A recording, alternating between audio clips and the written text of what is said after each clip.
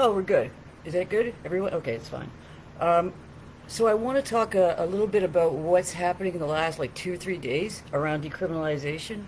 The federal government, with what's his face, Trudeau, uh, yesterday they prorogued Parliament, which means shut down, jumped out the window, took off. And it's suspended. It's going to resume the fifth week or the end of September, 23rd, 24th. The On the way out, not only did the finance minister resign and was a new one appointed, um, they kind of decriminalized some stuff, and didn't make a big fuss about it, and kind of did it on the way out the door, and not a lot of people noticed at the time. So it's kind of important to. I wanted to tell you, and I'm trying. I've been trying to get to raise the volume on it a little bit the last couple of days because it's awfully interesting that they would do it in this way. So there's no so it's what it was a direction to the federal public prosecutors, the ones who lay charges, and not really effectively, I might add.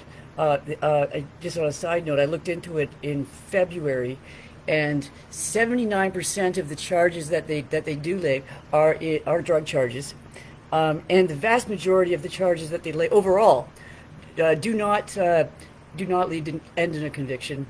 They're generally dismissed. So even though that's the driver of all these crimes, they're not actually it's not actually successful at all in the first place. So, and I'm going to add that their yearly budget is $221 million. So frankly, in the grand scheme of things, not that much. You don't even get a full VPD for that. So, so what am I saying? So they did this on the way out the door, and they didn't actually announce it. And the prosecutor's service announced it in a tweet. And so it was, hey, by the way, I got to go. Here you go. And there's a short. They released a statement about it with the details of the the directive, and I'll post that in the under part. I'll post it.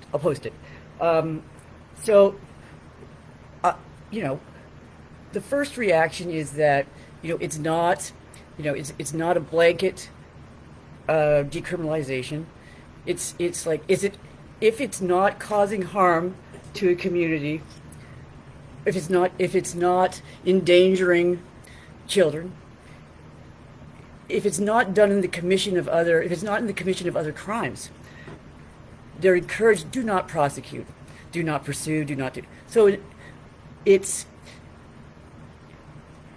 decriminalization, but it leaves it up to the discretion of the prosecutors and therefore the police. The police can still bring you in, and then that whole process of deciding to lay charges can occur.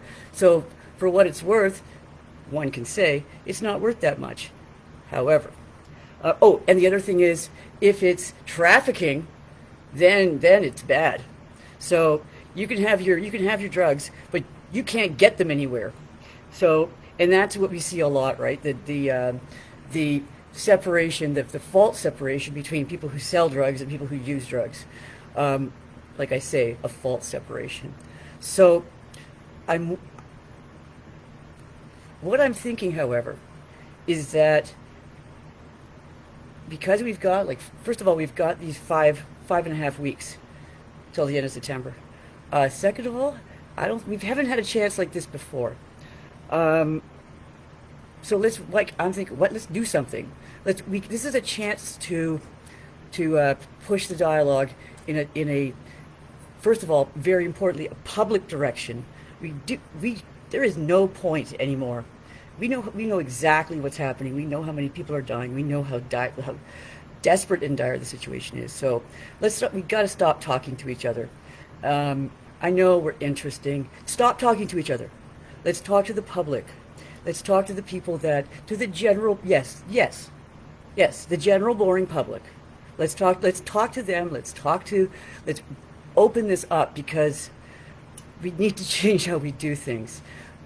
We need to get the public not behind us, but the point is for us to be part of the public. Okay, so that's a little different. That's what this is about, right? It's changing the way everybody works on this, because this is bigger than us, right? And I hope, like, I want to just put a few things together. For one thing, this isn't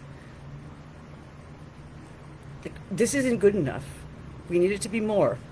We need to be able, like, the thing about the trafficking or selling, the commerce in substances, that's, until this is in under full universal pharmacare, that's what we have to do. That's the point, right? That's why we're on the street.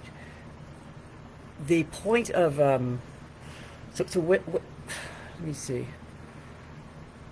This needs to become a public issue, and I hope we've learned how, and I hope we've seen how this can work, because decriminalization is essentially the first step in something that's really important and not about us. It's the first step in all the implications around defunding the police, right? Because if we're decriminalizing drugs, that's a big chunk of what the police are there to do, or say they are. So let's get rid of that, and then we become part of something bigger, defunding the police. What's defunding the police about? Well, it's not just about the police. It's about building a different kind of world. This is a process. We're not just here to decriminalize drugs and go home and say, I got mine, right? That's what personal possession idea is actually about. It's a distraction, right? It's a distraction. You got yours, I got mine, gotta go. No. This is not what that's about. That's not winning, and that's actually losing. So this is about something broader and something more important. So we need to figure out a way for the economy, right? Poor people's economy. It is the poor people's economy at the beginning and the end of the supply chain. The producers and the consumers. Everybody else in the middle makes money. The producers and the consumers are the ones getting screwed, right? Yes. So the first thing is decriminalization. The second thing is defunding the police. The next thing is dismantling those structures, the carceral structures, the prisons, the jails, the structures of punishment that our stupid ass culture depends on. It's about, and that's why are we do well. We see this every day. Who are the people who get, the BPD, we don't charge for possession. Well, no, but who are all these people getting taken? It's always black and indigenous people, people with disabilities, people, like it's always the same people, because that's what the drug war is for. It's for punishing the people that the society must punish. That's why it's systemic violence. This is the system, that is the violence. It's, okay. So, right, you know this. So, what can we do in the next 5 weeks? We've got to talk about it in this other way. It's not about us. It's not about drugs. It's about just defunding the police because we're in the pursuit of justice, because we are working for a greater goal. And the opposite of criminalization, this is the thing we've bought into. The opposite of criminalization isn't decriminalization. No. No, what's the opposite of criminalization? Yeah, liberation. Yeah, right? That's right. So we're aiming for something better than what we're at, and we're aiming for something better than we've already imagined. So our first step right away is to start thinking I want you guys to think about different ways around the production. Like, how are you buying your drugs? How are you selling your drugs? Imagine it differently. Now, let's talk about that in a couple of days. All right? Because we can't consume drugs if we can't buy them somewhere. This is really important. Instead of complaining, let's figure out how to solve it. All right? Talk to you soon.